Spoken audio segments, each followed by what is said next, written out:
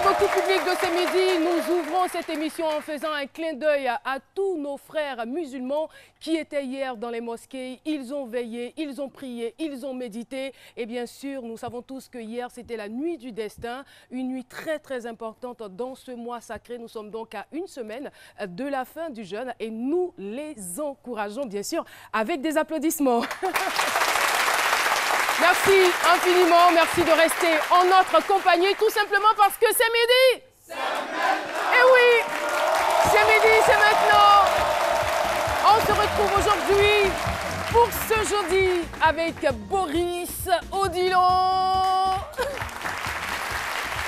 avec aussi Alissa Zena, avec Aloussène Sidibé.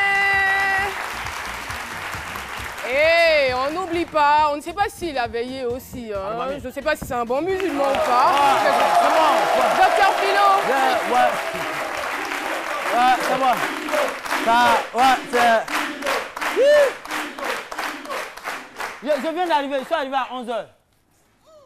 Oui, nous on n'a pas veillé. Nous, on a mis Bassou dessus même. Nous, je suis arrivé à 11h et on a prié toute la nuit et c'était une nuit merveilleuse. C'était une nuit merveilleuse pour nous les vrais croyants, Parce qu'on a vu certaines personnes se promener de mosquée en mosquée, se promener. C'est pas ça au fait. C'est le contact avec Dieu cette nuit-là. C'est le contact avec Dieu. C'est-à-dire qu'il faut communiquer avec Dieu directement. Et c'est ce que j'ai fait. Après cette nuit-là, docteur Philo, qu'est-ce que vous avez décidé de faire? Quelles sont les résolutions que vous avez décidé de prendre dans votre vie? Mais beaucoup de résolutions. Déjà même, parce que parlant des résolutions, c'est comme si je faisais... Non, c'est comme si je faisais la mauvaise chose avant.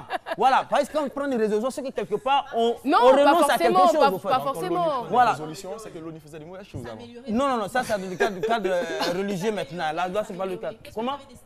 Non, désormais c'est fini. Tout ce qui est tout, je fais des dons. C'est-à-dire, moi aujourd'hui, je ne peux plus acheter 2 chemises. Quand j'achète 2 chemises, je donne une à mon frère, moi, mais je garde une. C'est fini, je partage. C'est fini. Voilà. Je partage tout, je donne, c'est comme ça. Merci beaucoup. On rappelle que cette nuit est une nuit bénie qui symbolise donc la révélation du Coran au prophète Mahomet, mais aussi, on va dire, un voyage nocturne de Mahomet jusqu'à la mosquée de Jérusalem. Je crois que la mosquée s'appelle Al-Aqsa. Al-Aqsa, c'est bien cela. Ça c'est en français, sinon en arabe c'est Al-Aqsa. Ah d'accord, merci infiniment pour la prononciation. Al-Aqsa. Merci.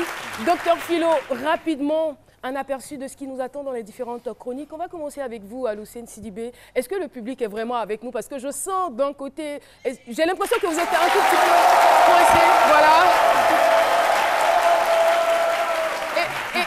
Et comme j'ai l'habitude de dire très souvent au public qui arrive, je dis, en fait, c'est pas qu'il y a le public à part et les animateurs à part. On est ensemble, on est dans le même bateau et nous faisons l'émission pour ceux qui sont à la maison. Nous cherchons plutôt à leur faire plaisir et à sortir de leur stress quotidien, n'est-ce pas? Merci. Oui, Aloussène Sidibé. Oui, très chère Caroline, aujourd'hui, je vous propose de faire une chronique sur Philo.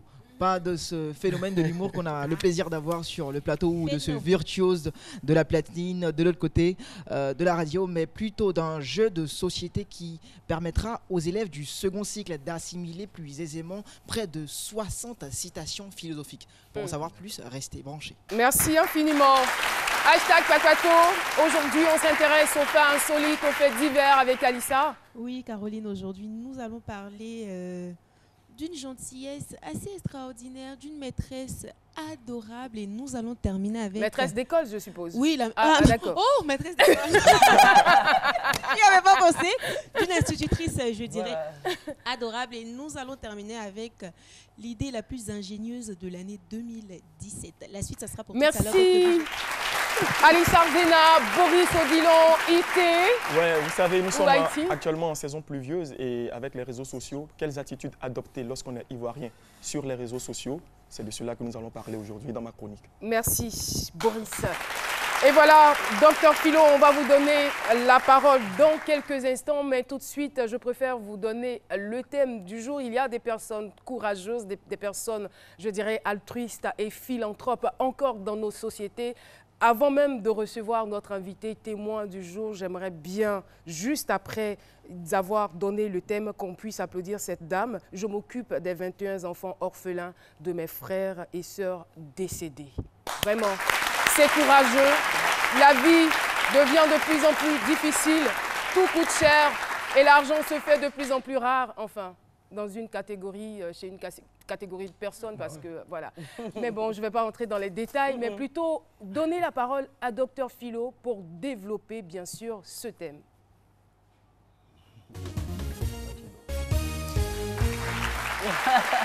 Merci. Alors, une veuve. Pourquoi vous me regardez comme ça? Moi, je ne sais pas, lui, il me regarde. Mais vous avez la parole, c'est normal qu'on vous regarde. Je remarque un point noir sur votre front. C'est naturel, ça c'est la grandeur de... Non. Hier encore, il n'était pas là. C'est sorti.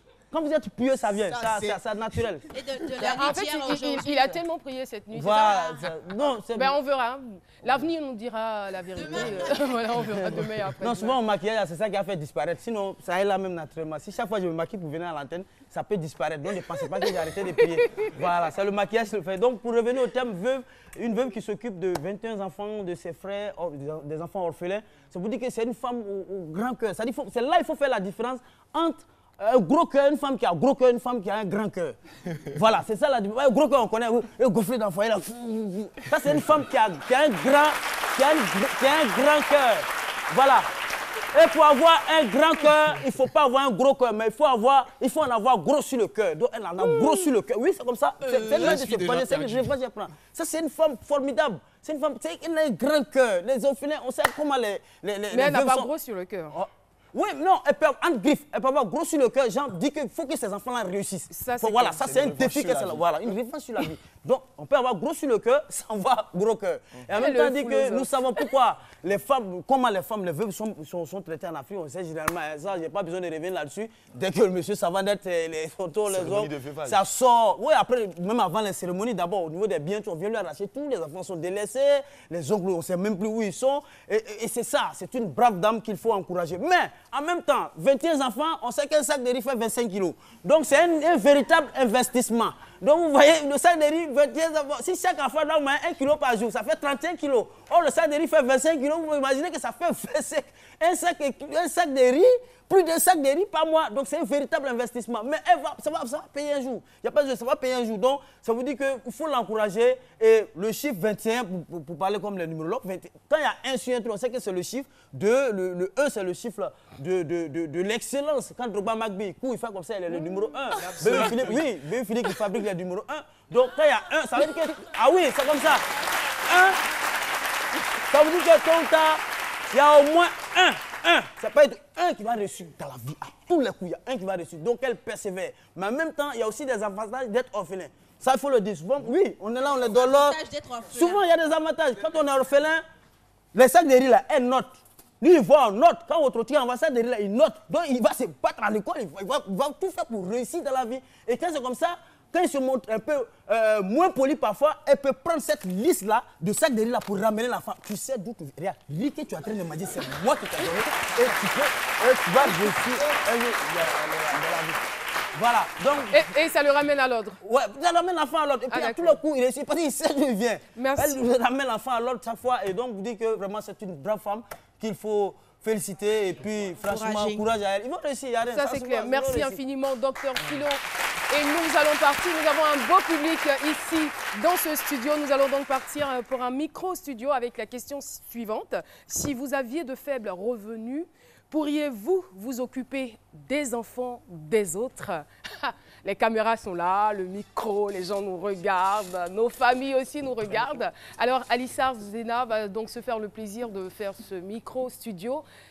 Je répète donc la question, si vous aviez de faibles revenus, pourriez-vous vous occuper des enfants des autres? On a beaucoup de dames ici et on espère bien qu'une va lever la main pour répondre à la... Mais pourquoi vous regardez toutes vers là-bas?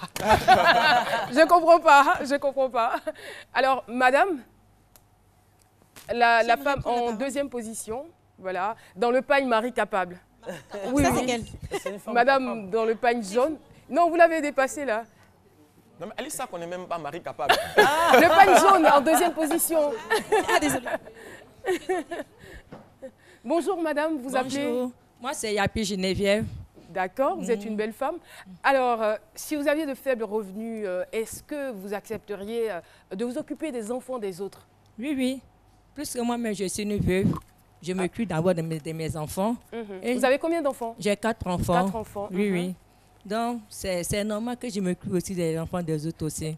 Est-ce que vous avez déjà pris soin d'un enfant qui ne vous appartient pas? Oui, oui, j'ai déjà pris soin d'un enfant qui ne m'appartient pas. Il vit en ce moment avec vous? Oui, il vit en ce moment avec moi. Actuellement, il passe le BTS. Ah, d'accord. C'est très bien. Et je veux dire que, est-ce qu'on sent la différence entre cet enfant et vos enfants, ou vous les considérez tous comme oui, je vos les propres considère tous comme mes enfants. Bravo. Je n'ai pas de différence. Bah, merci, hein. Merci beaucoup. Merci pour votre contribution. On va prendre peut-être une dernière intervention. Y a-t-il quelqu'un d'autre qui souhaiterait intervenir sur la question? Je rappelle donc, si vous aviez de faibles revenus, pourriez-vous vous occuper des enfants des autres? Du côté droit, voilà. Il serait bien que ce soit un homme. Voilà.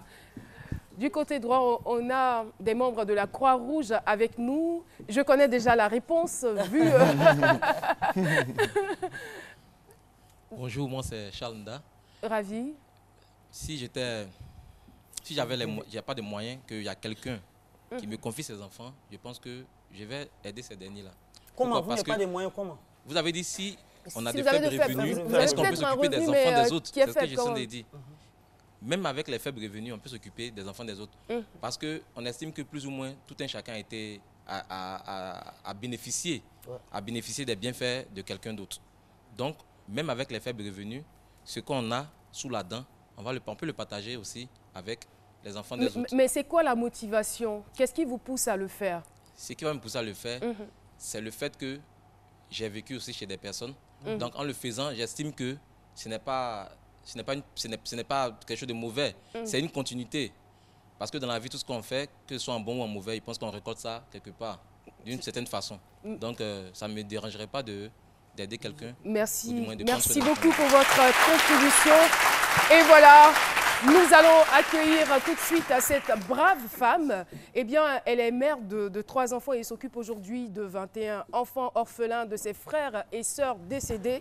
Son nom, Zerelou Ange Désiré. Encouragement pour cette femme courageuse.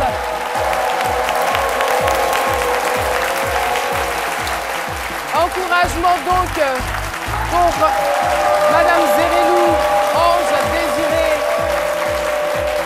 Merci beaucoup, public de C'est Midi. Zerelou Ange Désiré, bonjour et bienvenue sur le plateau de C'est Midi. Comme je le disais, vous êtes la mère de 3 enfants et vous occupez de 21 enfants. Aujourd'hui, il faut dire que vous êtes issue d'une famille nombreuse, d'une famille de 17 enfants dont malheureusement 9 sont aujourd'hui décédés. Et vous êtes mariée très tôt, alors que vous n'aviez, on va dire, que 20 ans. Vous aviez 20 ans à l'époque. Et voilà, donc vous vous retrouvez aujourd'hui mère de famille. Et on est tous tentés de savoir, parce que quand on entend un tel terme, on se demande, mais comment fait-elle? 21 enfants ajoutés à vos 3 enfants, ça fait donc 24. Alors, comment c'est arrivé? Déjà, bienvenue. Merci, merci Caroline. Merci à toute l'équipe de C'est Midi. Je vous en prie. Il faut dire que ce problème, on ne programme jamais la mort, hein. Ça surprend. Et moi, la surprise a été grande. J'ai fait ce travail parce que je suis née d'une famille nombreuse, comme vous l'avez dit, mais j'étais la dernière. Et cet amour que les autres m'ont donné, je ne peux pas faire autrement. Il faut que je manifeste cet amour aussi dans ma vie, avec mes enfants, avec mes orphelins qui sont là. Ils sont mes enfants. Et nous étions en 2007, le 13 décembre précisément, quand je perdais mon grand frère à Daloa. À lui seul, il a laissé 10 enfants, dont 2 filles et 8 garçons. Malheureusement, il y a une qui est partie. Et les autres sœurs, ce sont aussi, elles sont mortes aussi, malheureusement. Et je me retrouve seule. Quand vous dites les autres sœurs, je ne comprends pas. Donc, votre frère vous laisse 10 enfants. C'est vous qui vous occupez de ces 10 enfants? Oui. D'accord. Oui. J'ai dit les autres sœurs parce que du côté de ma maman, nous étions 7. Nous étions 7. Et donc, il y avait 2 garçons et 5 filles. Donc, quand j'étais à l'école, au collège, d'abord en 6e, on avait perdu une sœur. Et elle avait laissé déjà 3 enfants. Bon, moi, je ne pouvais pas m'occuper des enfants hein, puisque j'étais encore petite. Et quand j'ai commencé à travailler net, le grand frère est parti. Bon, les autres ne travaillaient pas. J'étais la seule qui travaillait, elle se débrouillait, elle me donnait des conseils, elle me soutenait. Et malheureusement, le 18 octobre 2009, il y a une qui s'en est allée. On va dire 2 ans après. 2 ans après. Et l'autre aussi, le 10 février 2012, l'autre aussi s'en est allée. 3 ans après. Alors, celle qui est décédée en 2009, elle vous laisse combien d'enfants? En 2009, elle laisse 6 enfants. 6 enfants. 3 filles, 3 garçons. Ça fait 16. Et celle qui décède donc en 2012. Bon, c'est vrai, on parle de décès comme ça, mais en même temps, c'est quelque chose de douloureux parce que ce sont des membres de votre famille que vous perdez. On ne peut même pas mesurer, on va dire, l'ampleur de ce que vous avez ressenti pendant moins de 5 ans. C'est-à-dire, en l'espace de 5 ans, vous perdez des membres proches, très chers de votre famille. C'est quand même pénible. Inexplicable. La douleur est inexplicable. Parce que je suis la dernière. Ça se ressent aujourd'hui. Vous avez tous nos encouragements, vous avez notre soutien.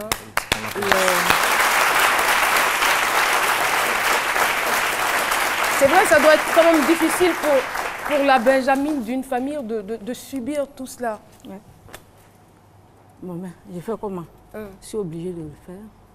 Ces enfants aujourd'hui sont ma fierté. Vraiment, au milieu d'eux, je sais que ses soeurs, ses frères sont partis, mais ils me donnent ce grand amour. Donc, je ne regrette pas ce que j'ai posé comme acte. Donc, c'est comme ça que vous allez vous retrouver... Je me retrouve au milieu de ces enfants. Et donc, vu leur nombre, je ne peux pas les installer dans une famille. Et quand mon grand frère est décédé, quand on est parti l'enterrer au village, je suis restée calme. J'attendais la réaction des autres.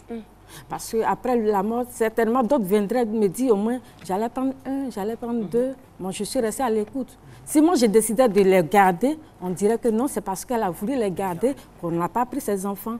Et donc, j'ai décidé de m'asseoir, de les écouter, d'attendre leur décision. Bon, après le décès, chacun est parti de son côté. Les enfants se sont retrouvés seuls. Et j'ai décidé donc d'aller prendre une maison, puisqu'ils étaient à Daloa. J'ai pris une maison dans laquelle je les ai installés. Et donc, chaque fin du mois, je faisais ce que j'ai à faire. Et ils sont tous à l'école, non? Je leur ai dit, c'est simple, celui qui veut rester là, qu'il attrape le bic.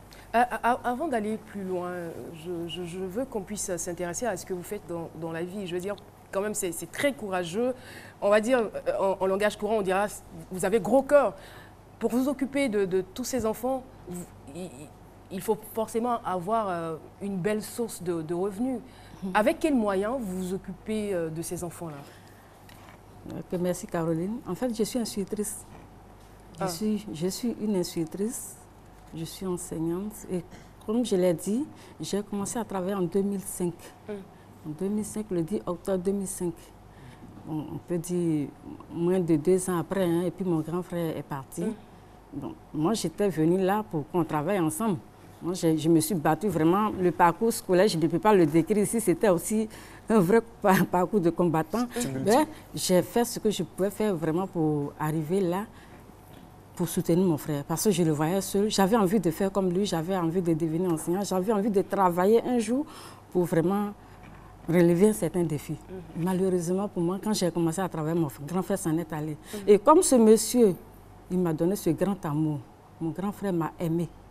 C'est lui qui m'a donné le nom Désiré, c'est lui qui m'a donné le nom Ange. Il m'a aimé. Donc, ses enfants, je n'ai pas le choix. Il avait déjà perdu ses femmes. Il était resté veuf avec les enfants. Donc, je n'avais pas le choix. J'allais mettre ses enfants où? On a un seul frère qui est au village, qui nous représente au village. Tu ne peux pas soulever ses enfants pour aller les déposer au village. Non, je n'avais pas le choix. Il fallait qu'ils restent là pour qu'on s'occupe d'eux. Malheureusement, pour moi, ceux qui devaient m'aider aussi dans ce domaine-là, ne sont pas restés avec moi. Bon, je fais avec. C'est difficile. Mais alors, vous disiez à l'instant que vous avez décidé de louer une maison pour ces enfants, ce qui voudrait dire que vous ne vivez pas avec eux. Non. Donc, ils sont tous rassemblés dans une maison et à Daloa, et vous vivez où? Moi, j'étais à Yamoussoukro. Vous viviez à l'époque à Yamoussoukro. Et comment ça se passe? Est-ce que les enfants ne sont pas livrés à eux-mêmes? Comment est-ce que, à cette distance, vous arrivez à vous occuper d'eux? Après le décès de leur papa, on a trouvé la maison. On s'est assis, réunion de famille, règlement intérieur. C'est vrai, ils sont nombreux. Si je n'impose pas certaines choses, je ne peux pas arriver à les encadrer. Il faut être dur. C'est vrai, moi j'ai été dur parfois avec eux, mais c'est dans leur intérêt. Dans leur intérêt. Donc j'ai décidé, c'est simple. Moi je n'ai pas de force. Celui qui se bat dans cette maison, c'est qu'il a la mesure de se prendre une maison. Ok, c'est simple. Ça c'est déjà bon. Voilà. Celui qui va chercher palabre ailleurs, c'est qu'il veut aller ailleurs. Il va là-bas, il reste là-bas. Celui qui ne veut pas étudier, moi j'ai l'argent pour acheter la daba et puis la machette, je le conduis chez mon grand frère au village. C'est simple. Donc moi il y a des principes, ces règlements-là, j'ai mis ça là et ils ont tous respecté. Ils l'ont respecté. Ils n'ont pas le choix. Celui qui ne respecte pas, je le mets dehors. Parce que moi je ne peux pas. Ce sont des garçons. Il y en a de 2 mètres dedans, ceux-là. Il y a beaucoup plus de garçons que Il y a beaucoup plus de garçons que de filles. Il y a beaucoup de garçons. Le grand frère qui est décédé à Daloa, il a laissé 8 garçons et 2 filles. Malheureusement, il y a une fille qui est partie. Les 8 garçons, Caroline, il y en a de 2 mètres dedans. Il y a au moins 3 qui font 2 mètres. Moi, j'ai fait combien de mètres? Et puis, je vais me battre avec eux. Donc, il faut s'imposer dans la vie. Ça, moi, je me suis imposée. J'ai dit non, c'est pour vous-même. C'est dans votre intérêt. Je vais être dur. Réussissez. Bon, aujourd'hui, heureusement, à l'école, ils ont fait ce qu'ils peuvent faire. Il y a au moins 8 bacheliers parmi eux. Oh. Bravo! Bravo! Et en même temps que je suis en train de vous dire bravo, en même temps que je suis en train de vous féliciter, en même temps j'ai une grosse inquiétude. Bon, je ne vais pas revenir sur le salaire d'instituteur, mais en même temps, pour ces enfants qui ont eu le bac, pour ces jeunes gens qui ont eu le bac, je veux dire, qu'est-ce qui est prévu pour eux? Est-ce qu'ils vont à l'université? Parce que c'est le cursus normal. On va dire après le bac, il faut aller à l'université ou dans une grande école. Et on sait tous les frais que cela engendre. Alors, qu'est-ce qui va se passer à ce niveau-là? Le cycle normal, c'est... Après le bac, c'est l'université. Mais ce n'est pas tout ce qui est normal sur la terre qu'on fait. Hein. Parce que là, moi, je suis limitée. Merci en tout cas de m'instruire.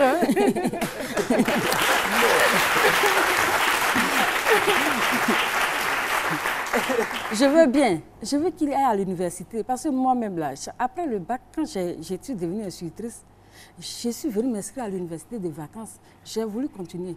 Mais quand je regarde derrière moi, ceux qui sont là, si moi je continue, et puis je vais les mettre comment? Parce que tout est cher.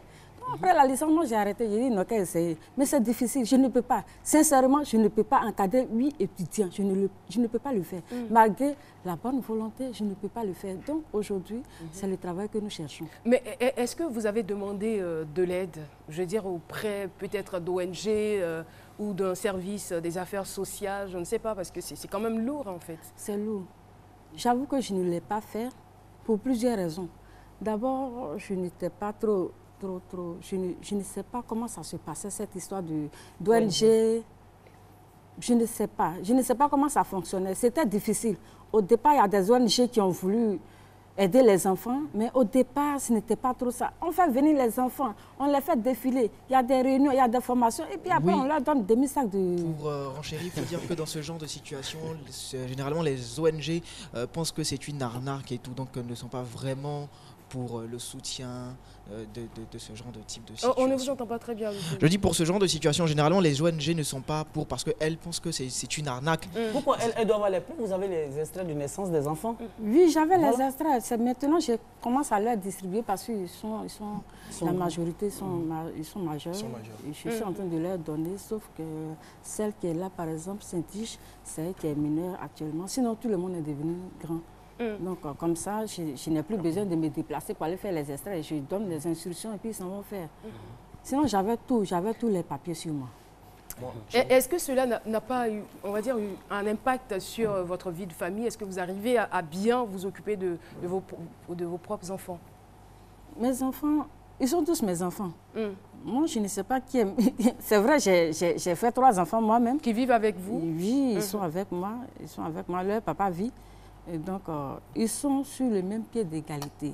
Mes enfants, par exemple, le plus grand, quand mon grand frère décédait, je l'ai fait asseoir. Il a dit, vraiment, Béranger, voilà la situation. Tu connais tonton? Il dit oui. Il n'est plus? Il dit oui. Je dis OK. Je suis obligée de m'occuper de ces enfants parce que ce sont tes frères. Ce sont tes frères. Et donc, il faut m'aider à les encadrer. Pas parce que je veux que tu me donnes de l'argent, mais mets-toi en tête que tu n'es plus le seul garçon ici, que vous êtes nombreux maintenant. Et donc, cet enfant, il est là. Il est ici dans le studio? Il est là, Béranger est là. Il y a quelques enfants qui sont là dans le studio. Levez-vous, s'il vous plaît. Bonjour. Comment vous appelez? Béranger. Béranger, enchanté. Alors, j'espère que vous êtes un garçon courageux comme maman. Hein? Oui, oui. D'accord. Et vous faites quoi dans la vie? Je suis étudiant en année de licence. En année de licence, c'est bien. Et vous étudiez quoi? Réseau télécommunication. Ah, c'est vrai qu'il n'y a pas très longtemps, on a célébré les mamans. Et ensuite, il y a eu les papas. Mais heureusement, il y a maman qui est là sur le plateau. Qu'est-ce que vous avez envie de lui dire aujourd'hui? C'est vrai que vous ne l'avez pas préparé, mais il faut que ça vienne du cœur. Oui, oui. Maman, tu sais... Non, c'est bon, descendez là. C'est trop facile.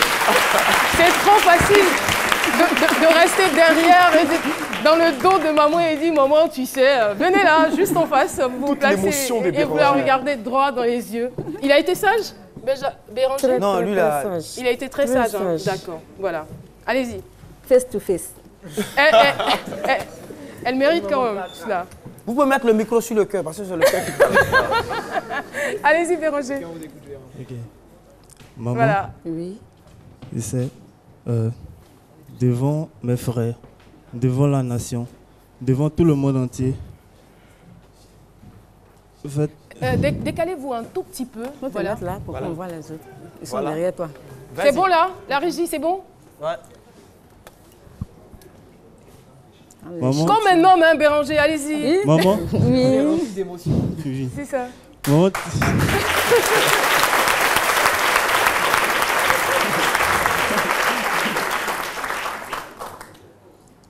s'il y avait un mot qui dépasse, je dirais l'amour. Maman, en ce jour, je te le présente. Tu es la plus belle des mamans, tu sais. Je n'ai jamais... Si c'était... Il n'y a pas de plus grand geste que d'accepter tout le monde. Tu sais, maman, depuis le jour où tu m'as fait asseoir au salon et tu m'as présenté la situation, j'étais là. Au départ, je me disais, mais maman, nous sommes combien? Et tu vas encore prendre d'autres ailleurs. Mais je me disais, mais tu es sûr que ça pourra aller? J'étais inquiet. Mais vu le déroulement, j'ai vu que vraiment, il n'y a pas plus beau geste que ce que tu as fait, maman. Merci. C'est touchant. Merci beaucoup, Béranger. Vous pouvez revenir là. Ah là là. Merci beaucoup. Alors, Madame Zerelou, vraiment, c'est un témoignage que nous sommes très ravis de recevoir aujourd'hui à ces midis. Et je veux dire, les circonstances de la vie vous ont peut-être obligé à être un peu dur, à porter, on va dire, un gant dans ces mains-là pour pouvoir vous occuper de ces enfants. Mais le geste que vous avez fait, le sacrifice de ces 10 années que vous avez effectué, c'est juste dire que vous êtes une femme remplie d'amour. Parce que si on n'a pas de l'amour dans son cœur, on ne peut pas agir de la sorte. Si vous qui êtes la Benjamin, vous auriez pu dire non, j'ai des aînés, à eux de s'occuper, mais vous avez décidé de prendre tous ces enfants-là sous votre toit. Et je dirais que c'est un acte de bravoure. Vous êtes une femme à encourager. Merci. Vraiment, félicitations. Merci. Félicitations pour cela. Merci. Et pour terminer, la raison fondamentale pour laquelle vous avez décidé de venir à ces midis, c'est quoi exactement? Merci encore Caroline et merci à toute l'équipe de ces midis. Pour un travail, ce n'est pas le début qui compte, c'est la fin qui compte. J'ai commencé je veux terminer, mais c'est difficile. Sincèrement, je veux, mais je ne peux pas. Ça fait 10 ans, je ne sais pas où passe mon salaire. C'est vrai, quand je dis je ne sais pas, j'ai investi dans ces enfants, mais ils sont bloqués. Ils n'arrivent pas à travailler aujourd'hui. Moi, mon souhait est que chacun de ces enfants soit indépendant. S'ils sont indépendants, moi, je suis libérée. Ils ne sont pas indépendants. Ici, ça, c'est l'échantillon. Vraiment. C'est l'échantillon qui est là. Ouais. Vous imaginez, le monsieur qui est là-bas, il fait 2 mètres et quelques. Oui, lui, là, lui qui est derrière. Romari, quand on fait les réunions de famille, il dit, maman, ça derrière, ça ne suffit pas. Oui, il est. Malheureusement, non, il n'est pas là. C'est sur la photo, il n'est pas là. Bon, c'est difficile. C'est difficile. Et moi, j'ai une proposition. Ceux qui ont eu le bac là, c'est sûrement, je partage mon expérience avec vous, ma petite expérience. C'est que le bac, il peut être, vous pouvez leur conseiller d'être répétiteur, maître de maison. Nous tous, on est passé par là aussi. Voilà, le peu que ça va vous aider aussi en attendant qu'ils passent aussi des concours. C'est ça. Voilà, c'est une aujourd'hui, proposition. ce sont ces voies et moyens qu'on cherche. Merci, merci infiniment, Madame Gérelou. Et puis vous, vous avez bien compris, hein, vous avez vu comment est-ce qu'elle s'est battue, comment est-ce qu'elle continue de se battre. Et il faut bien travailler à l'école. Il ne faut pas lui rendre encore la vie dure. Il ne faut pas faire comme certains jeunes, prendre le mauvais chemin. Plutôt, il faut plutôt bosser, avoir de bons modèles et chercher à évoluer et à la soutenir demain et aussi à bien vous occuper de vos familles quand on serait grand, n'est-ce pas? Merci infiniment à vous d'être venus la soutenir. Merci Madame Gérelou pour cet édifiant témoignage, pour cette grande preuve d'amour. Merci beaucoup. C'est donc la fin de cette première partie. Dans la deuxième partie, nous recevrons une veuve qui aujourd'hui milite à la tête d'une ONG. Nous échangerons donc avec elle sur le sujet. Mais pour l'instant, c'est la pub. On se retrouve tout de suite.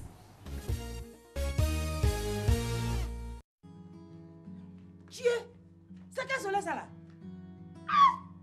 Sorti dans ça là, acheter des unités. Mais tout ton argent va fondre dans ta main. Oh, moi-même j'ai quoi même? J'ai encore de l'argent sur mon compte Move Money. Donc, Soleil, tu peux briller. Moi je suis à l'homme. Avec Move Money, achetez à tout moment des unités pour vous ou un proche. Tapez étoile 155, étoile 3, étoile A, dièse. Move Money est mieux. C'est encore mieux avec Move Money. Move. Et voilà, nous sommes donc de retour sur le plateau de ce midi après cet émouvant témoignage. Eh bien, dans ce studio, nous avons l'association des femmes veuves de l'ONG Lumière Espoir, section Atekoubé, que je vous demande d'applaudir.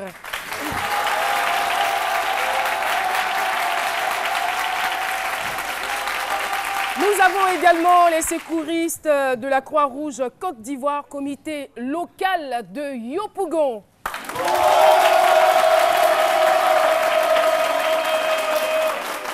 Et je crois qu'on a peut-être une autre association. J'attends qu'on me donne donc leur nom et ce sera dans quelques instants. Mais avant, on va retrouver donc Alissar Zena pour hashtag Bakmatou.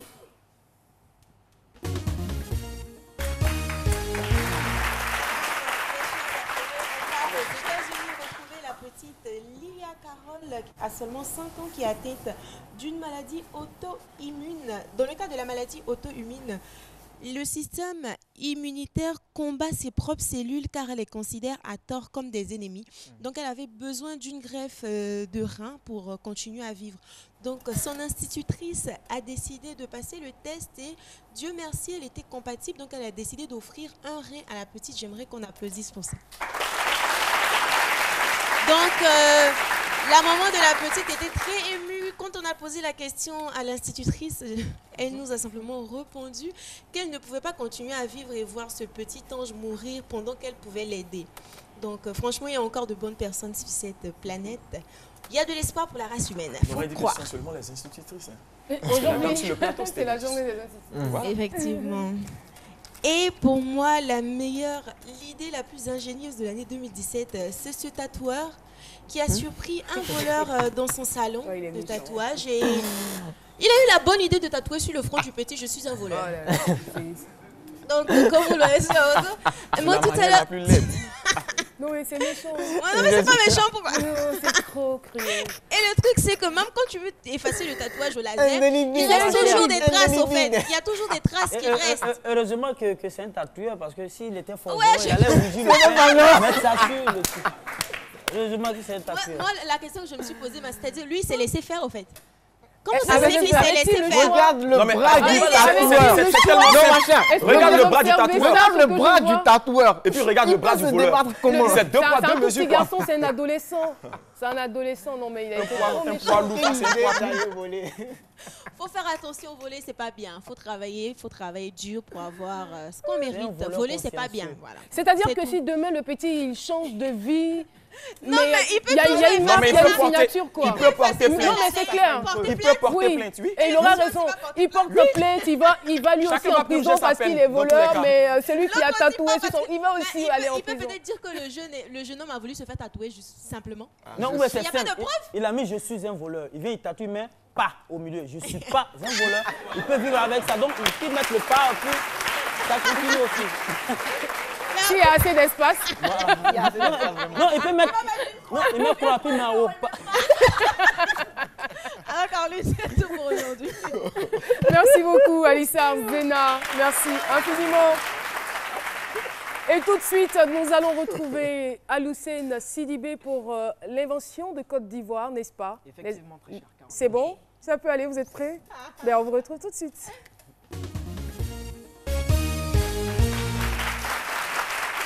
Son nom, c'est Kwaku Kwame Daniel. Il a seulement 22 ans. Il est en 3e année d'art et de spectacle à l'université de Cocody. Sa trouvaille, c'est philo.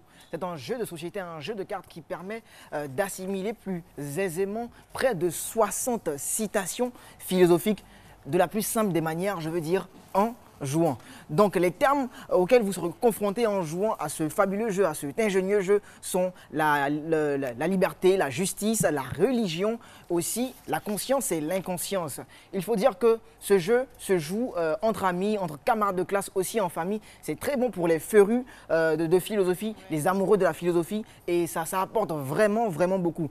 Et il faut dire aussi que moi, le petit côté qui m'a vraiment plu dans l'objectif de notre inventeur, c'est qu'il demande à ses joueurs, aux joueurs de ce jeu, je l'ai ici, je l'ai oublié rapidement, voilà, de noter les réponses des questions qui seront posées sur papier, et les questions, les réponses sont corrigées. Donc la grammaire et l'orthographe sont prises en compte pour permettre à nos élèves, lors des devoirs, de faire moins ou aucune faute. Et donc j'aimerais vraiment, vraiment encourager ce jeune homme. J'aimerais que vous l'ovationnez. Il est dans le plateau, en plateau ici avec nous. Et aussi, et vraiment, demander à toutes ces institutions qui nous suivent en ce moment, parce que ce sont ces genres d'entreprises qu'il faut soutenir, qu'il faut pousser, qu'il faut encourager. C'est pratique, c'est ludique, c'est éducatif, c'est tout simplement, comme j'aime le dire, waouh. J'éclaire ma chronique en disant à toute cette jeunesse et à toutes ces personnes qui nous regardent ici et maintenant, inventez, créez et améliorez votre quotidien. Merci beaucoup. Moi, j'avais une petite question. Allez, vous avez une question? Oui, je voulais savoir s'il y avait les allez-y, citations du docteur allez-y. Philo. Non. Il y a des citations des plus grands philosophes de la planète, mais pas celles de Dr Philo. Alissa trouve que Dr Philo est trop fort. Il est trop fort. Il est trop fort pour ce jeu. Et moi, mes citations, on ne les apprend pas à travers un jeu. Nous, c'est Voilà, sérieux, nous, on ne s'amuse pas. Non, Mais ça, c'est pas pour s'amuser aussi. ça c'est pour étudier. N'est-ce pas? Ouais, Merci beaucoup. Eh bien, comme je l'annonçais donc avant le début de cette partie, je disais que nous recevions sur ce plateau une dame, Madame Ndri Nekofi Adjoa Sylvie. Elle est donc présidente de l'ONG Lumière, et c'est elle qui fait maintenant son entrée sur le plateau de ce midi. Madame Ndri, nous vous invitons à vous installer. Voilà. Merci beaucoup. Alors avec vous, on parlera... Non, lui, il est déjà Les gars, C'est pas mon aide. Oui. Le micro, s'il vous plaît, sinon on ne vous entendra pas du tout. Alors, Madame Ndri, il faut dire que, comme je le disais tout à l'heure, vous êtes la présidente de l'ONG Lumière Espoir, une ONG qui s'occupe des veuves et des orphelins. C'est bien ça. Quelle est donc l'idée qui a généré cette ONG? En tout cas, il faut dire que oui, moi-même, je suis veuve. Et depuis quelle année? Depuis 2009, j'ai perdu mon mari. Alors vraiment, c'est dans ce sentiment-là, voyant que vraiment, c'est pas facile. Alors j'ai décidé de me lever pour aider mes soeurs qui sont aussi dans les mêmes problèmes. Et la difficulté se trouvait à quel niveau? Bon, moi, à mon niveau, j'ai pas trop de difficultés parce que je suis éducatrice religieuse. D'accord. Donc, j'arrive à me prendre en charge et à prendre en charge aussi mes enfants. Mais vous avez quand même eu l'occasion d'échanger avec d'autres qui ont eu du mal à supporter. Et justement, il y a beaucoup de veuves vraiment qui ont du mal et c'est pas facile. Et c'est ce qui vous a poussé donc en 2013 à créer cette ONG. Oui. On va dire, nous sommes aujourd'hui en 2017. Quelles sont les actions que vous avez menées déjà depuis cette date? Nous avons déjà mené beaucoup d'actions. Nous avons eu une cérémonie de remise des dons à la pouponnière de Yopougon. Ça, c'était en quelle année? Je crois que c'était en 2014. D'accord. En 2014. Et ensuite, nous avons eu aussi en 2015 une cérémonie dans la commune d'Atekoubé également avec les veuves de là-bas. Et nous avons eu aussi une cérémonie où nous avons honoré des orphelins à Yopougon, à l'hôtel à Sanvon. D'accord. Et pendant ces cérémonies-là, qu'est-ce que vous faites concrètement pour les aider? Bon, pendant ces cérémonies-là, nous les amusons. Et puis, à la fin, nous leur donnons des dons. D'accord. Des dons, oui. Vous offrez donc des dons aux orphelins, oui, aux orphelins et aux œuvres. On va dire que c'est dans la même lignée, c'est dans ce même esprit que vous organisez la journée internationale de la veuve de l'orphelin prévue ce 23 juin, donc le samedi. Oui, le samedi 24. C'est le Mais samedi 24. la journée même, c'est le 23 juin. C'est le 23. Tous les 23 juin. D'accord. Voilà. Et ce samedi-là, vous serez où exactement et qu'est-ce qui va se passer? Bon, ce samedi, nous serons dans la commune d'Atekoubé toujours. Et nous serons avec les veuves d'Atekoubé. Nous allons célébrer la veuve ce jour-là. Et au programme, nous allons avoir une conférence dont le thème est les droits de la veuve en Côte d'Ivoire. Nous allons vraiment traiter ce thème-là pour ouvrir quand même les yeux parce que nous voyons que dans ce domaine, les veuves sont beaucoup maltraitées, elles sont marginalisées et parce que les veuves, elles deviennent automatiquement sorcières. Oh, ça c'est dès les premières heures de la disparition de leur époux. Hein, c'est douloureux. Et vraiment, pour ça, elle est bafouillée. Alors c'est pour tout ça que nous allons traiter ce thème-là et ouvrir les yeux à beaucoup de personnes pour voir que c'est un domaine, il faut vraiment tendre la main et ne pas refouler. C'est très important en tout cas et puis félicitations pour ce que vous faites. Merci beaucoup. Mais en même temps, la question que je me pose, c'est-à-dire que vous faites partie d'une ONG, on voit beaucoup de femmes ici qui font partie de cette ONG-là. Et s'il arrivait que le statut matrimonial change, alors est-ce que vous êtes toujours membre, vous êtes sympathisante ou qu'est-ce qui se passe? Parce que quand même, vous n'êtes pas appelée à rester veuve toute votre vie. C'est ça. Il y aura forcément quelqu'un, parce que vous êtes, je vois de très très belles femmes. Peut-être que Philo est là.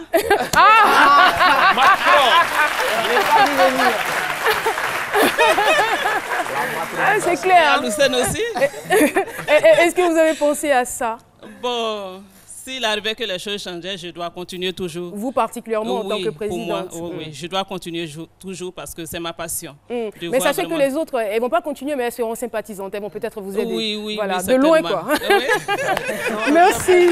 Merci infiniment, Madame Dri, d'être passée sur notre plateau. Madame Dri Nekofi Adjoa Sylvie, je rappelle qu'elle est présidente de l'ONG Lumière et bien sûr organise un événement le samedi prochain à Atekoubé. Voilà, c'est donc la fin de notre intervention. Il nous reste encore une autre chronique pour clore cette émission.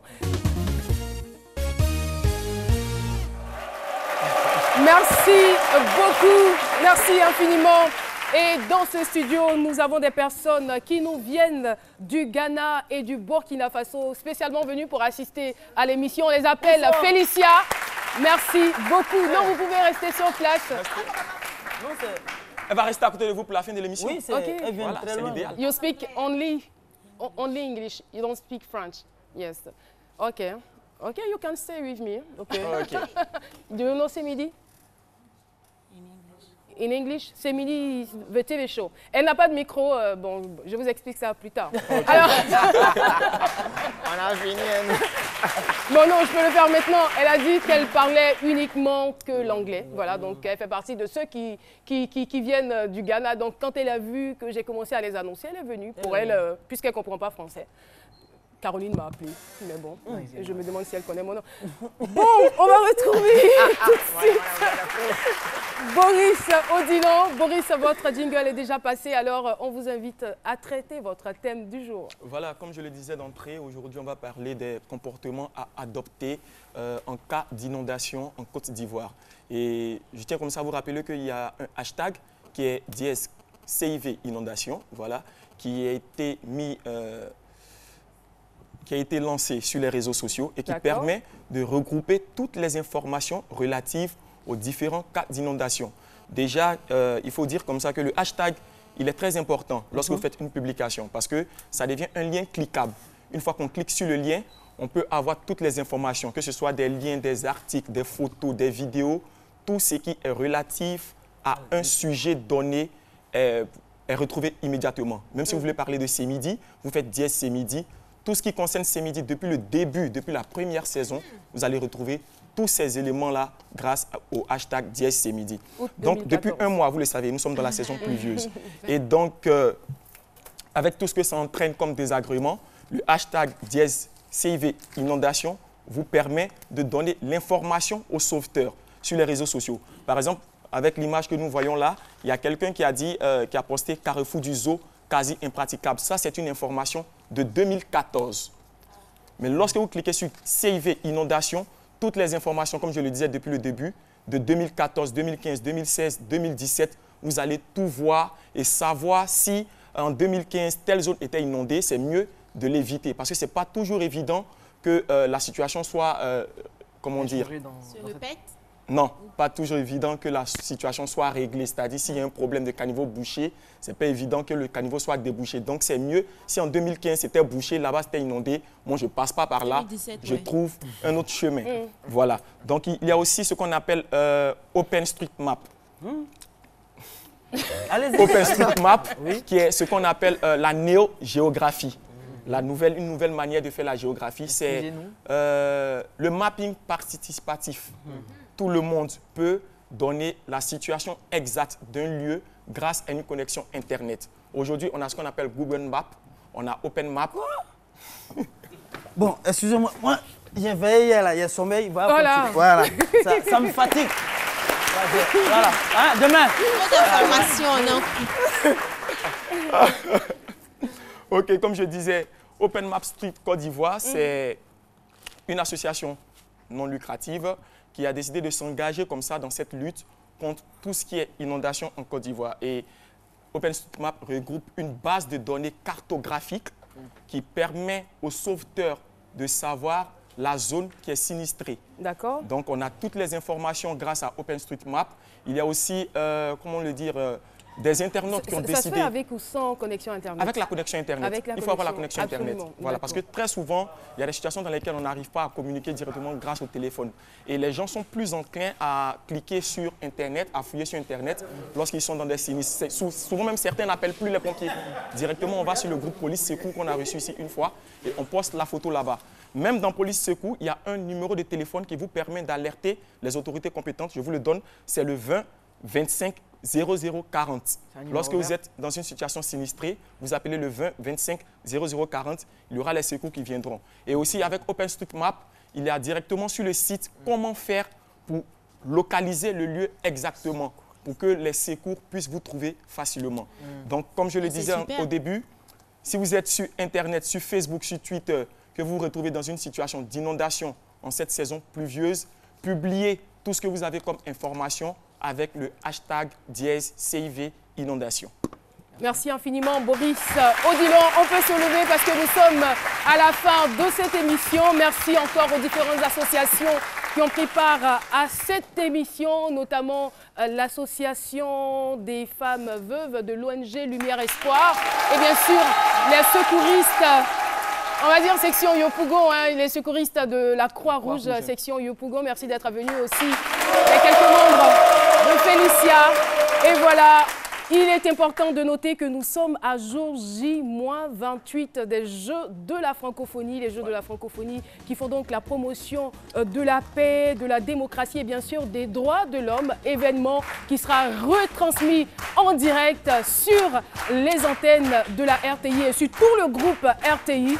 Merci infiniment. C'est avec beaucoup d'émotion que j'ai présenté cette émission. Je vous dis au revoir et bon repos chez vous.